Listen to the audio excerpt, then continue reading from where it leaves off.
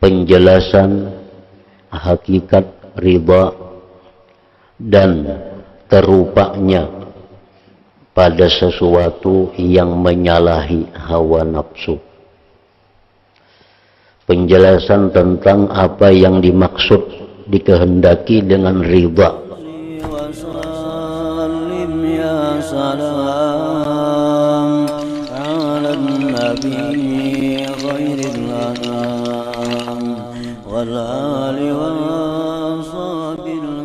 Bismillahirrahmanirrahim. Alhamdulillahi rabbil alamin. Wa bihi nasta'in ala umurid dunya waddin. Wassalatu wassalamu ala asyrafil anbiya wal mursalin Sayyidina Muhammadin wa ala alihi wa sahbihi ajma'in. Qala al-musannif al-imam Abu Hamid al-Ghazali rahimahullah, nafa'ana bi'ulumih, bayanu hakikatir ridha wa tasawwurihi fima yukhaliful hawa.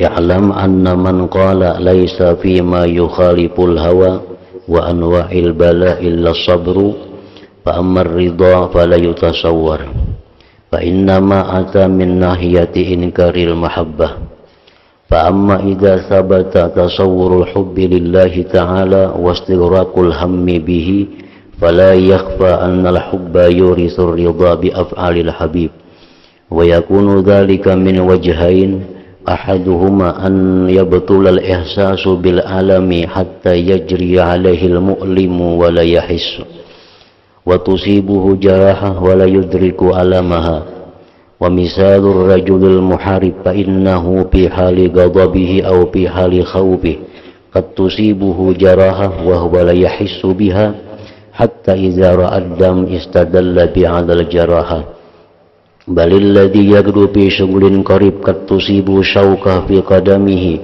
wa la yahissu bi alami dzalik li syughli qalbi balil ladzi yuhjamu aw yuhlaqu ra'suhu bi hadidatin ka alatin yata'allamu bih fa in kana mashghulal qalbi bi muhimmin min muhimmatihi faraghal muzayyin wal hajjam wa huwa la yash'uru bih wa kullu dhalik li'anna al-qalba idha sara mustaghrikan bi amrin min al-umur mustawfa bihi lam yudrik ma'ada ila akhirih.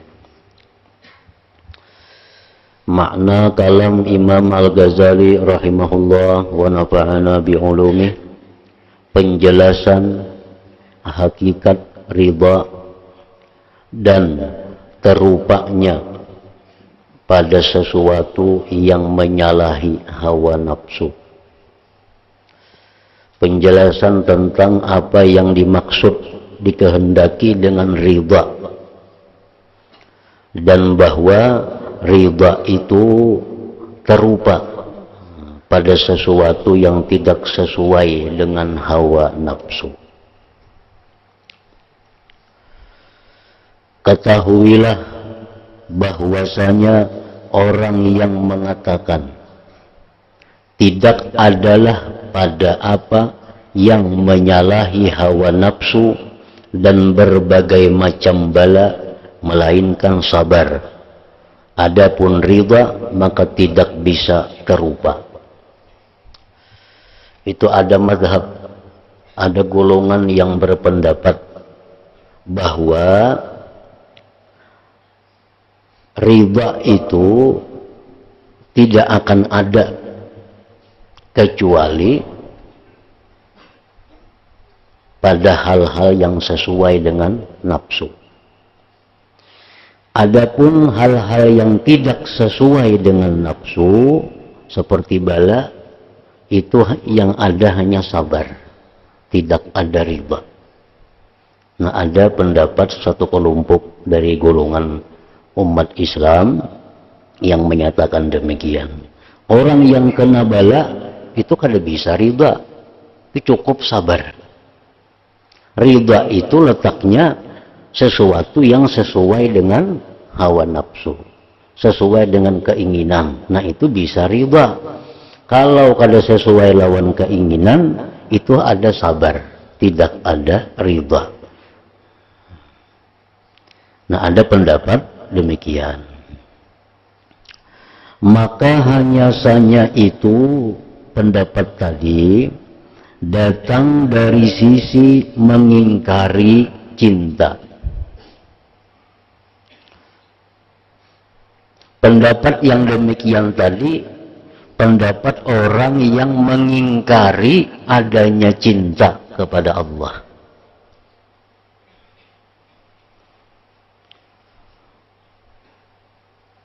Jadi orang yang mengatakan bahwa tidak ada riba dalam menghadapi bala, hanya sabar saja, itu pendapat orang yang mengingkari adanya cinta kepada Allah.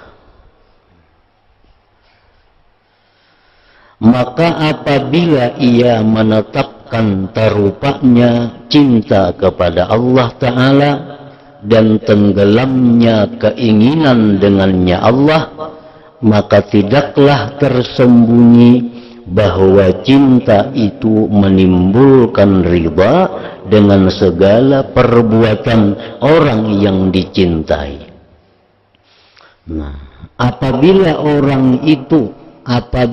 kita menetapkan bahwa ada cinta kepada Allah, maka menetapkan juga ada riba dengan Allah itu. Karena riba itu adalah bagian dari buahnya cinta. Kada akan ada riba kalau tidak ada cinta. Nah, kalau kita berpendapat bahwa kita cinta kepada Allah, berarti kita bisa juga riba dengan Allah. Nah, orang yang berpendapat bahwa tidak ada cinta kepada Allah, berarti tidak ada riba dengan hukum ketentuan Allah yang menyalahi dengan hawa nafsu kita. Jadi, umpamanya kita kena musibah. Nah, kena musibah. Satu golongan mengatakan cukup sabar. Cukup sabar dengan apa yang dialami. Arti sabar itu kadang mengeluh, kadang mengadu ke sana kemari. Nah, hanya kepada Allah. Cukup itu. Kada perlu riba. Karena riba itu jarinya kada ada kalau hal-hal yang sifatnya musibah.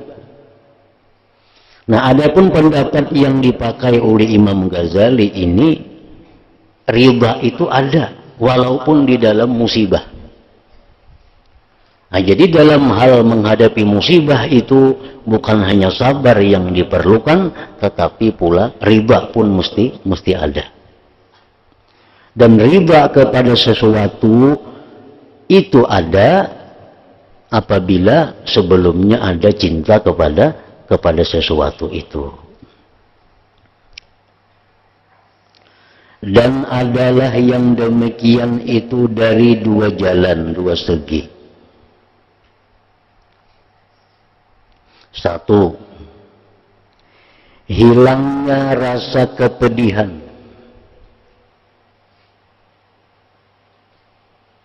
Hilangnya rasa sakit. Sehingga berlalulah atas orang itu apa yang dirasakan pedih dan ia tidak merasakannya. Dan ia terkena luka dan tidak merasakan akan rasa sakitnya. Ini contoh untuk mendekatkan paham kita. Orang itu bisa kena sakit, luka, tapi ia kadang merasakan sakitnya luka itu. Karena ada sesuatu hal yang dipikirkannya. Nah, demikian pula orang itu bisa kadang merasakan sakit datangnya musibah karena ada sesuatu hal yang dipikirkannya. Nah, itu kan terupa, masuk akal. Dan contohnya adalah seorang laki-laki yang maju berperang. Maka bahwasanya ia ketika dalam keadaan marah atau dalam keadaan takut, terkadang ia terkena luka dan ia tidak merasakan kepedihan luka itu, karena kesibukan hatinya.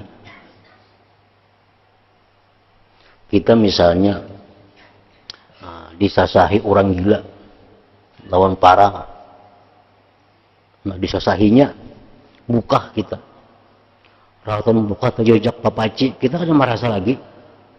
Kenapa? Karena hati kita ke arah ke orang gila di belakang yang menyasahi kita itu. Karena hati kita ke sana. Nah itu contoh yang nyata bahwa sakit itu ada tapi kada terasa karena ada sesuatu yang menyibukkan hatinya. Nah demikian pula contohnya orang yang kena musibah.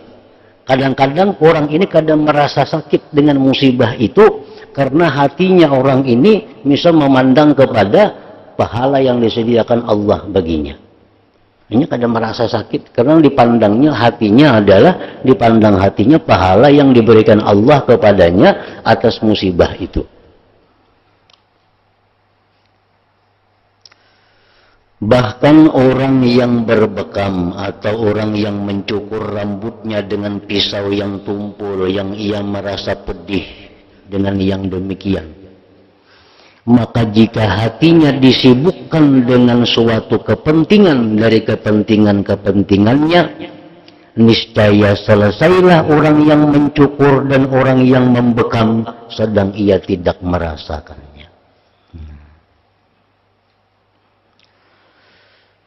Dan sekalian yang demikian itu karena bahwasannya hati apabila telah tenggelam dengan suatu urusan yang disiapkan dengan sempurna, niscaya hati tadi tidak merasakan yang lain daripadanya.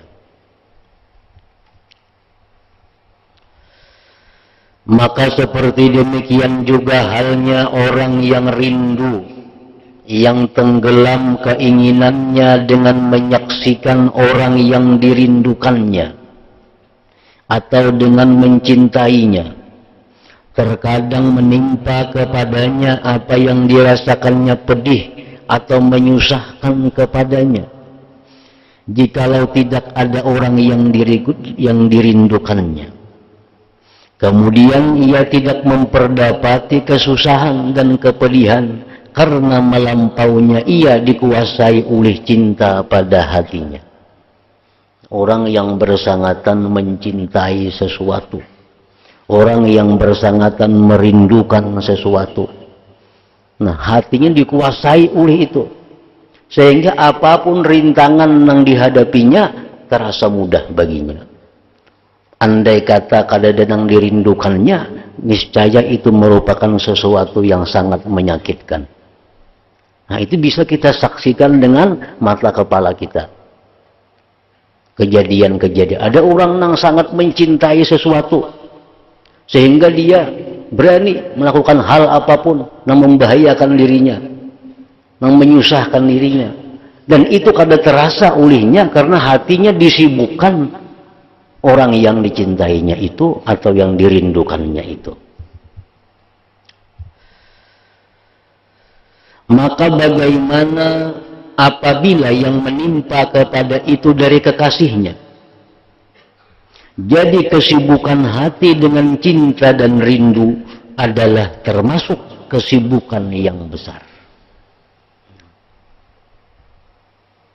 Hati kita ini kalau sudah mencintai sesuatu, maka hati kita ini sibuk luar biasa dengan sesuatu itu. Jadi mencintai, merindui itu sesuatu kesibukan yang besar di dalam hati yang bisa melupakan, bisa menghilangkan rasa kepedihan-kepedihan lainnya. Dan apabila ini terupa pada kepedihan yang sedikit dengan sebab kecintaan yang ringan, niscaya terupalah kepada kepedihan yang besar dengan sebab cinta yang besar. Nah, kalau cintanya itu besar, walaupun kepedihannya besar, kada jadi masalah, kada terasa baginya. Karena sesungguhnya cinta itu juga terupa dengan berlipat gandanya kekuatan. Nah, kalau cintanya sedikit, kesulitan yang sedikit pun terasa. Kalau cinta kita kada banyak, kesusahan sedikit pun terasa. Tapi kalau cinta itu besar dalam hati kita, nah maka yang sakit apapun bisa menghilangkan rasa sakit itu. Sebagaimana terupa berlipat gandanya kepedihan, sesuai dengan ringannya cinta yang ada dalam hatinya. Dan sebagaimana kuatnya menyenangi rupa yang cantik yang diperoleh dengan indera penglihatan, maka demikian juga halnya kuatnya cinta pada rupa yang cantik yang ada pada batin yang diperdapati dengan nur mata hati. Mata kita nih memandang sesuatu yang indah, sesuatu yang cantik, sehingga mencintai dengan sesuatu itu. Nah, itu sudah menyibukkan hati kita. Kadang-kadang melupakan segala-galanya. Nah, demikian pula keindahan, kecantikan batin yang diperdapati dengan mata hati itu pun lebih daripada sekedar memandang dengan mata panca indera ini. Sebab keindahan Allah, keelokan Allah itu diperdapati dengan mata hati, mata batin. Nah, bila mata hati kita ini dapat melihat tentang bagaimana keindahannya Allah, mata hati kita dapat menyaksikan bagaimana kehebatannya Allah, maka itu akan melupakan segala sesuatu yang menyusahkan dirinya karena sibuk dengan memandang kepada keindahan Allah tadi. Dan keindahan hadratur rububiyah dan keagungannya tidaklah bisa dibandingkan dengan dia pada keindahan dan keagungan lainnya. Keindahan Tuhan kada bisa dibanding dengan keindahan lainnya. Keagungannya pun demikian. Maka barang siapa yang terbuka baginya sesuatu dari yang demikian, maka terkadang ia dapat mengalahkannya dengan dorongan yang dahsyat dan membangsakannya. Lalu ia tidak merasakannya dengan apa yang berlaku atas dirinya.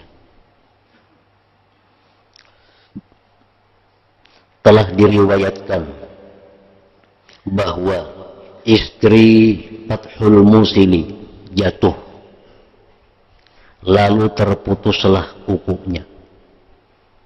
Gugur, pacul kuku. Karena sakit tuh kuku ini pacul. Maka ia tertawa. Kuku pacul tertawa. Seseorang bertanya kepadanya, apakah kamu tidak merasakan sakit? Kamu kada sakitkah? Kuku tuh pacul, maka tertawa. Maka ia menjawab, sesungguhnya lezatnya pahalanya itu menghilangkan dari hatiku kepahitan sakitnya itu. Nah, ini contohnya. Orang yang ditimpa musibah, ini kadang merasa lagi sakit dengan musibah itu karena hatinya memandang kepada apa yang disediakan Allah terhadapnya. Kadang merasa lagi apa yang pedih pada hatinya itu.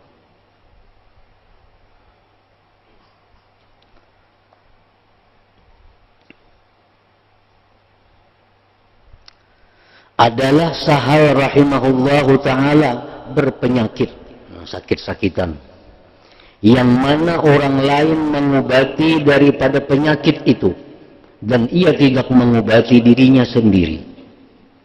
Lalu ditanyakan kepadanya dari hal yang demikian, maka ia menjawab, wahai kekasih, pukulan dari orang yang dicintai itu tidaklah menyakitkan.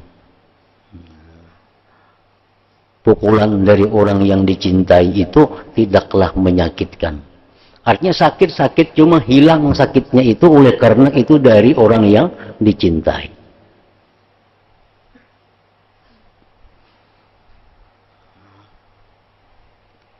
Ini kedudukan makam ridha yang tertinggi. Makam ridha yang tertinggi ini Artinya orang itu mengalami musibah, mengalami penyakit, kadang merasa sakit. Nah, daripada hatinya itu sudah musyahadah kepada apa yang diberikan Allah ganjarannya. Nah, ini sudah makam ridha yang tinggi. Kayaknya ada makam ridha juga, tapi nang tak bawah.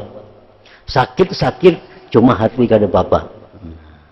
Sakitnya, cuma ini hati kada apa-apa.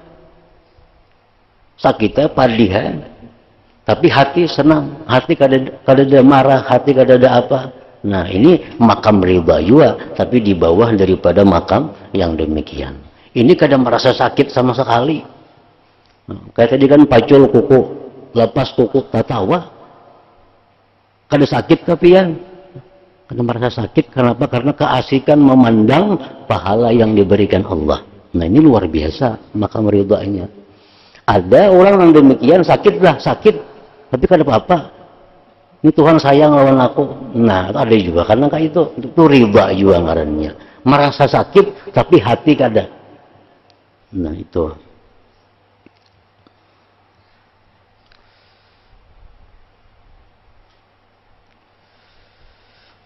Pukulan dari yang dicintai itu tidaklah menyakitkan. Ia merasakannya dan ia memperdapati kepedihannya, akan tetapi ia ridha, senang dengan yang demikian itu. Kita bisi anak halus misalnya, diigutnya, anak halus sama igut kita, sakit diigutnya, tapi hati kita adalah kada nyaman, kada ada. Hati kita tetap senang, hati kita tetap ridha dengan itu, karena ini dari orang yang disayangi. Itu contohnya, kada sangali-ngali. Nah, demikian pula orang yang sudah mencintai Allah seperti itu, sudah mencintai Allah sedemikian rupa, diberi Allah kepakiran, diberi Allah fitnah, diberi Allah gangguan-gangguan daripada makhluk. Sakitlah. Sebagian ada yang kadang merasa sakit karena dia asik memandang perbuatan Allah Ta'ala. Ada juga yang merasa sakit tapi kadang masalah. Hatinya kadang mengeritik terhadap kejadian itu, hatinya kadang mengiktirat terhadap kejadian itu. Yang kayak sahal nih kan, sakit tapi dari kekasih nggak ada jadi masalah.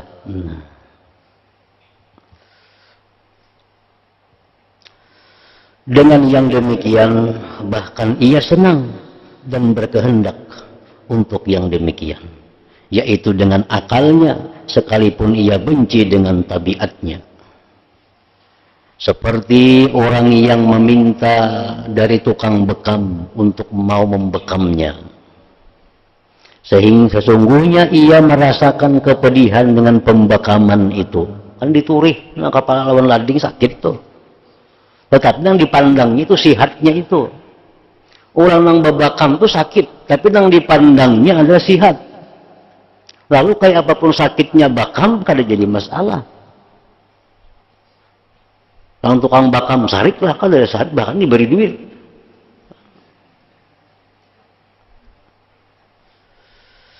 Sesungguhnya ia merasakan kepedihan dengan pembekaman itu, akan tetapi ia senang dan ridha kepadanya, dan ia pun mengikuti dari tukang bekam untuk yang demikian dengan sesuatu pemberian dari perbuatannya itu. Nah, maka inilah keadaan orang yang ridha dengan apa yang terjadi untuk dirinya dari kepedihan itu. Nah, jadi ini contoh-contoh menjelaskan kepada kita bahwa hal-hal yang sakit itu bisa ridha. Bukan hanya sabar, ridha pun bisa. Bertentangan dengan pendapat yang mengatakan kalau sakit tuh kada ada ridha, tuh sabar aja. Nah, bertentangan dengan itu. Bukti-bukti ini menjelaskan sakit itu bisa ridha kalau kita melihat hasilnya, ada dapatan yang kita peroleh dengan yang sakit itu. Dengan senang hati kita ridha menderita sakit itu. Macam perempuan di zaman Rasulullah SAW datang kepada beliau. Perempuan datang, wahai Rasulullah, ulun telah melakukan perzinahan. Maka ulun ini sudah bersuami. Dan Nabi siap dirajam, siap. Kan rajam itu dimati, artinya dimati dengan cara perlahan, dilempari lawan batu sampai mati. Mungkin seharian bisa kada mati, ditawaki lawan batu. Maka perempuan ini dengan senang hati menerima rajam itu. Kenapa? Dengan riba, hakun. Karena dia memandang bahwa dengan cara rajam inilah dia mendapatkan surganya Allah. Karena memandang surga itu, sakitnya rajam ini dia terima dengan senang hati. Nah, itu contohnya.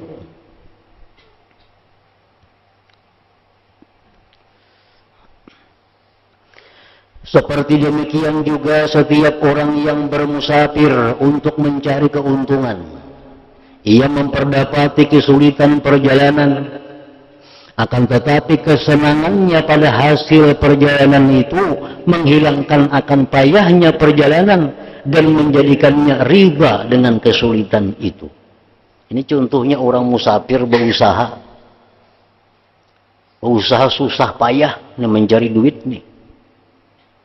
Membawa ayam ke Samarinda, memutar truk, guring di belakang bakawan ayam, mau memutar truk hujan apa, membawa ayam itu ke Kaltim sana. Kan ada susah, kan ada resah, bahkan ketawanya di belakang sana. Kenapa? Nang dipandang keuntungannya berapa didapat dengan ayam ini kayaknya. Nah, keuntungan duniawi aja sudah menghilangkan susah payahnya. Maka manakala tertimpa pada dirinya ujian dari Allah Ta'ala dan ia mempunyai keyakinan bahwa pahalanya yang disimpan untuknya di atas apa yang ia kurbankan, niscaya ia riba dengan yang demikian. Maka manakala tertimpa pada dirinya ujian dari Allah, ujian itu bisa penyakit, ujian itu bisa fakir hidup, ujian itu bisa fitnah yang diterimanya. Ujian itu bisa cacian orang. Macam-macam sifatnya ujian. Dan ia mempunyai keyakinan bahwa pahalanya yang disimpan untuknya di atas apa yang ia kurbankan, niscaya ia riba dengan yang demikian. Ia senang, mencintai dan bersyukur kepada Allah atas yang demikian.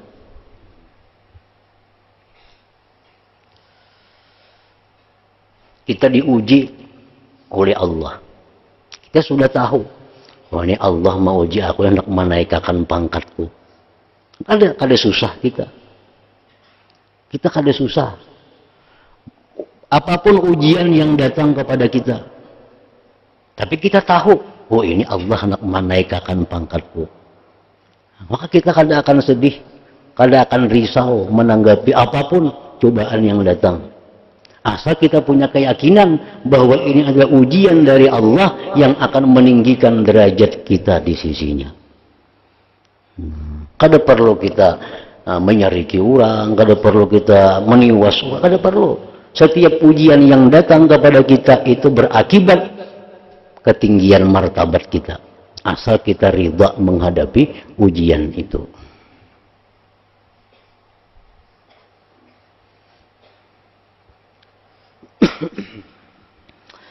Nah, ini jikalau ia memandang akan pahala dan kebaikan yang diberi balasan untuknya atas yang demikian. Kita lihat Rasulullah Sallallahu Alaihi Wasallam, puncak derajat yang beliau terima itu adalah waktu Isra Mi'raj. Nah, itu merupakan satu prestasi beliau yang luar biasa, yang kada pernah dialami oleh Nabi Rasul manapun. Tetapi kita pandang bahwa beliau mendapatkan Isra Mi'raj itu bukan inking, bukan mudah. Tapi sebelumnya itu ada melalui ujian yang berat. Tapi akhirnya dapat satu prestasi, hadiah yang diberikan Allah yang belum pernah ada kepada orang dahulu, orang kemudian, yaitu Isra dan Mi'raj itu. Mulai dari Nabi kita hendak dibunuh, mulai Nabi kita difitnah, mulai Nabi kita disakiti, terakhir Nabi kita dihasar. Dihasar itu apa artinya? bahwa Nabi dan orang-orang yang beriman tidak boleh dijuali dan tidak boleh dibeli sesuatu apapun darinya. Nah, jadi bubuhan kita umat Islam waktu itu menjual lawan orang kada boleh ditukari. Inya nukar kada boleh dijuali. Apalagi diberi maginnya kada boleh. Itu kemarin terkenal dengan hasar, dibikut habis-habisan. Kada sedikit nang mati kaum muslimin dalam itu, dalam kejadian bertahun-tahun, bukan sehari, sebulan, 2 bulan, bertahun-tahun demikian. Bayangkan hasil kada boleh nak awal dijual, orang kada mau nukari, orang kada mau menjuali. Jadi makan apa yang ada dimakan, sampai bangkai-bangkai dimakan. Tapi Nabi kita melihat bahwa ini adalah ujian sebagaimana ketinggian martabat beliau. Ujian berikutnya bahwa Abu Talib meninggal dunia, istri beliau meninggal dunia, ujian-ujian yang berat, akhirnya dapat Isra dan Mi'raj. Nah, jadi kalau kita meyakini bahwa setiap ujian yang diberikan Allah kepada kita, yang tujuannya kita tahu ini adalah meninggikan martabat derajat kita, tentu kita dengan lapang dada, dengan ridha menerima ujian itu. Kada perlu resah, kada perlu takut. Ujian Allah. Allah menaikkan derajat manusia kada dengan mudah. Kalau orang ini senang naik derajat, kada mau. Pasti ada penderitaan-penderitaan yang diterima. Baik itu penyakit, baik itu kehabisan harta, baik itu ditinggalkan orang-orang yang dikasihi. Nah, bila kita terima dengan ridha, maka martabat kita akan mendapat martabat tinggi di sisi Allah Ta'ala.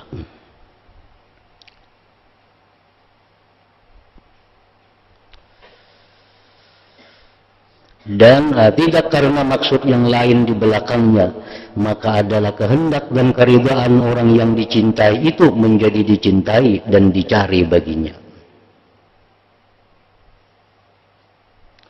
Semua itu terdapat pada yang disaksikan, pada kecintaan makhluk.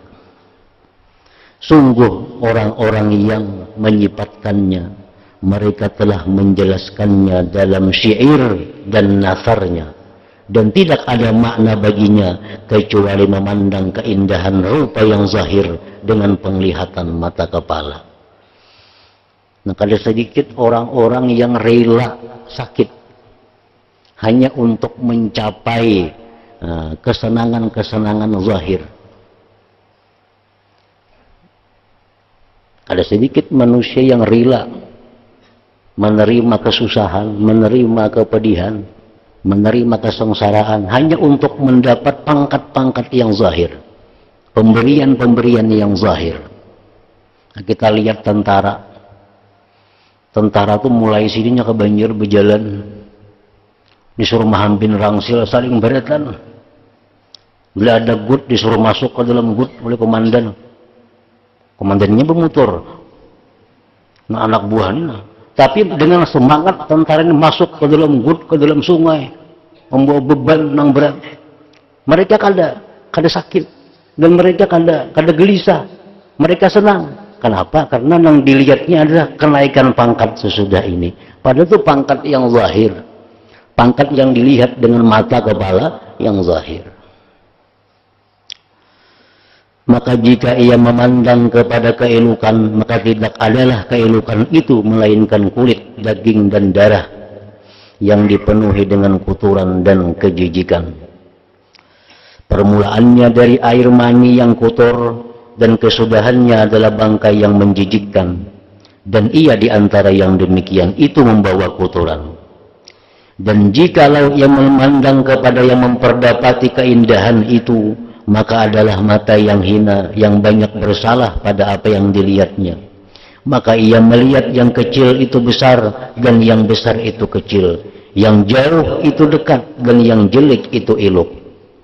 Maka apabila terlupa menguasainya kecintaan ini, maka dari manakah kemustahilan yang demikian pada mencintai keelukan yang azali? Orang kadang-kadang mencintai manusia. Dia mencintai manusia.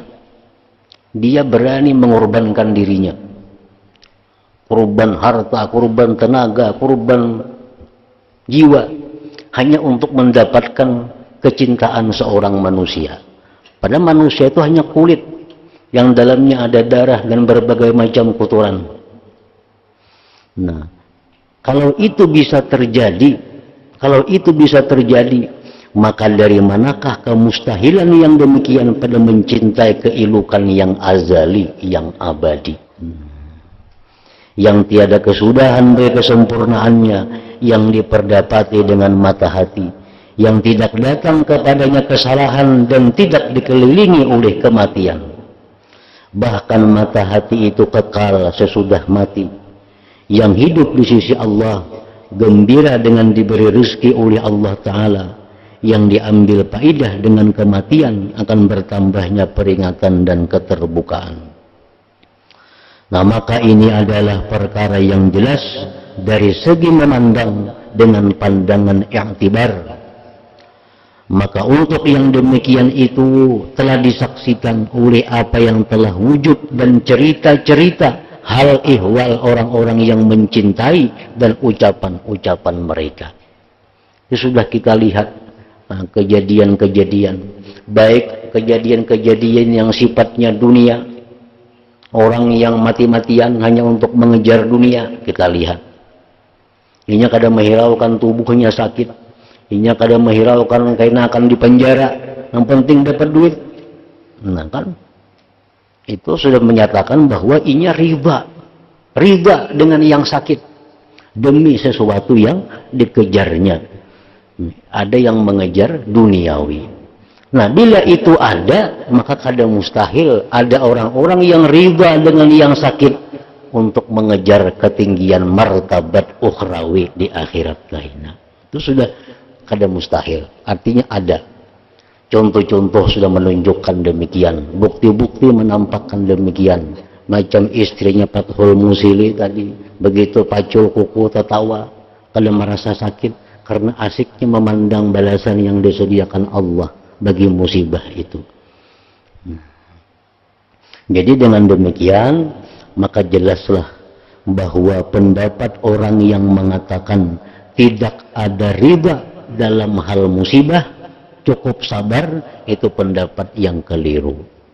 Pendapat yang benar bahwa di dalam musibah itu terdapat riba apabila kita memandang kepada hal-hal yang besar yang ada di belakang musibah itu.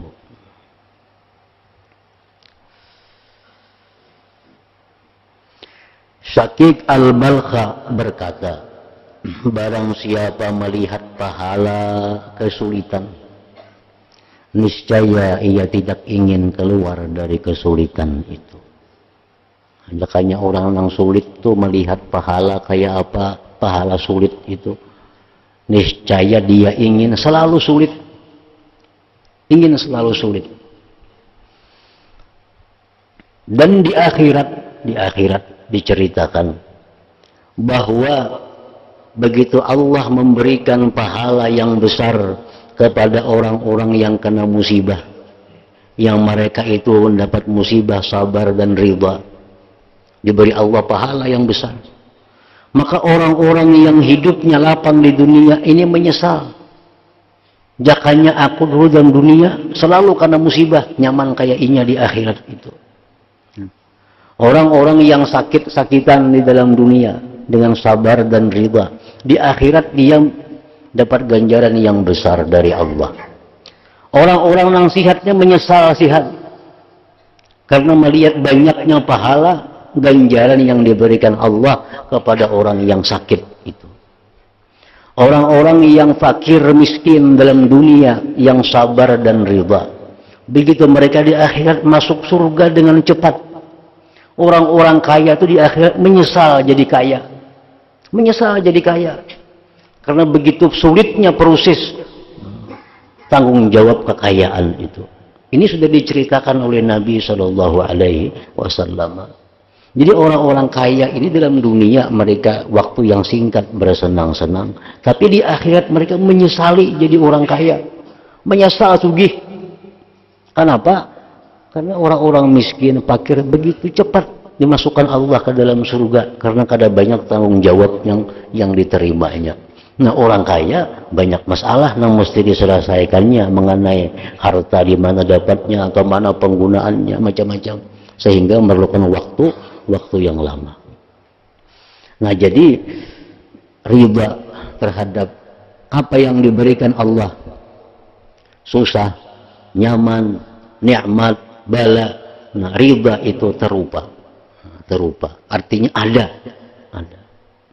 Asalkan kita melihat bahwa di belakang musibah, di belakang bencana, penderitaan itu ada ganjaran yang besar yang diberikan oleh Allah Subhanahu wa Ta'ala. Nah, tapi bila kita dapat musibah, dapat bala, kita kadang melihat ganjarannya. Nah, ini mau besesarik tuh, mau besesarik. Mata hatinya kada sampai ke sana, lalu besesarik, meniwasi di sisi ditiwasnya. Kenapa? Karena ini mata hatinya kada sampai melihat pahala yang disediakan Allah. Lalu demikian, andai kata dia melihat, maka dia ingin selalu difitnah, dia ingin selalu disakiti di dalam dunia ini. Nah, ingat situ sakit al-balagh.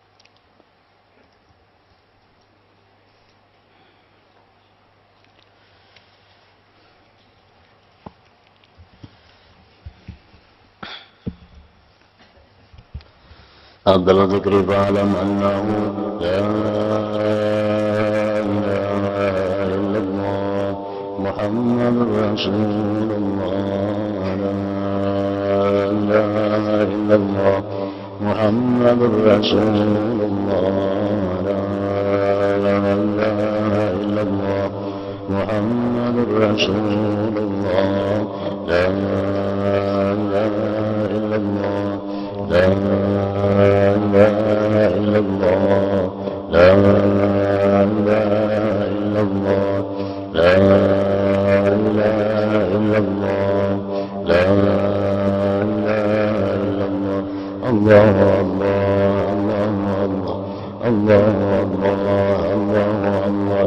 الله الله الله الله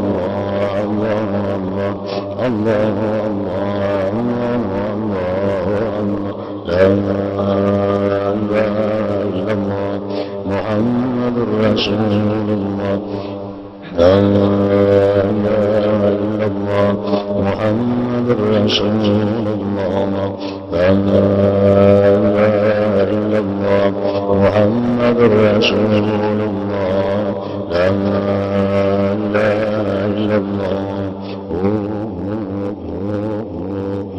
الفاتحة. إياك نعبد وإياك نستعين اهدنا الصراط المستقيم